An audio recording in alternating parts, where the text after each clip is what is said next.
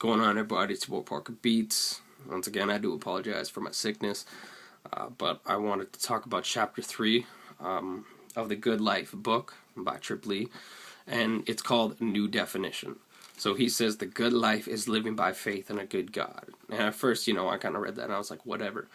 And so the next line underneath that says it's more than just believing that God exists, right? That we need to constantly prove to ourselves that that we can live for him. It's not just about, okay, I understand God exists, but doing nothing about it. That we go out and we truly try to pursue the things that he wants us to pursue, because this world and all the things in here are not going to last.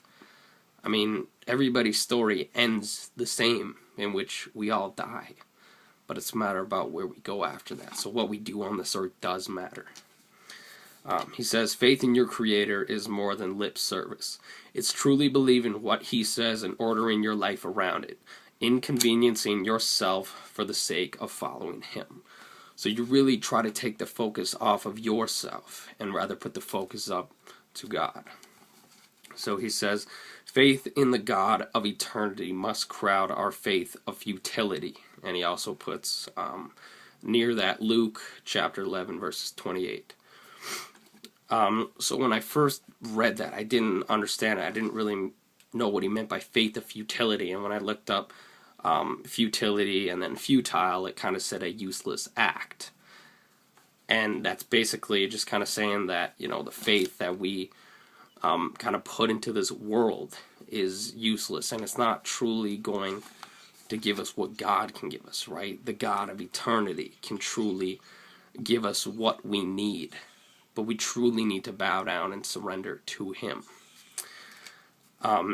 Like I said, or what he said, sorry, not all blessings come at once. Empty promises and crushed experiences can't be what the good life is really all about. So like I said, you ask him for what you want. Not all the time are you going to get what you want, or maybe what you need. Maybe what you desire. But he says, right, empty promises and crushed experiences. So that means that we still need to put our trust in God, even when we don't get what we want. Because maybe along the road there's something better, maybe something far greater that we can never imagine or even see. And so he kind of went down kind of a little bit of a list. And so he says, don't keep their word.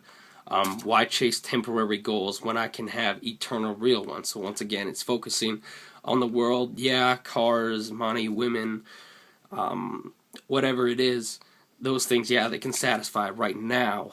But when you're dead, it all passes away, and it's not going to matter. He says the lies center all around us.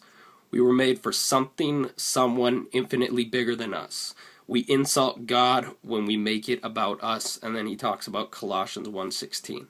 So really, once again, we need to take the focus off ourselves, and we need to point it towards God, right? He's the one who made us, and we truly need to give him the credit. And then number 3 is the lies are out of reach for most of the world. We were created to live the good life. It is available to all. It doesn't matter what you do. God truly understands forgiveness. He knows when somebody is telling the truth and when somebody is lying.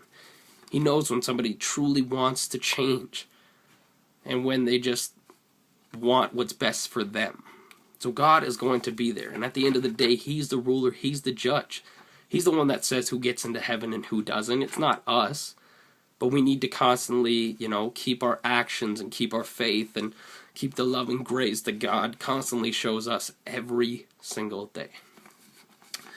We should be inspired by others to live by faith in the Maker. Material things and popularity make big promises, but we should believe the promises of God instead. This world can never truly satisfy us. They're temporal. They're short. They're things that at the end of the day, they will not get us anywhere, right? Maybe you're at top of the world, but as soon as you die, maybe a couple weeks from now, they'll forget about you. So does it matter what's on this earth? I don't think so. So this is kind of like the end of chapter 3, in which The good life. Belief in God even when we don't get what we want. How we're created to live is based on the way God made us. Now, we may not know how we're supposed to live.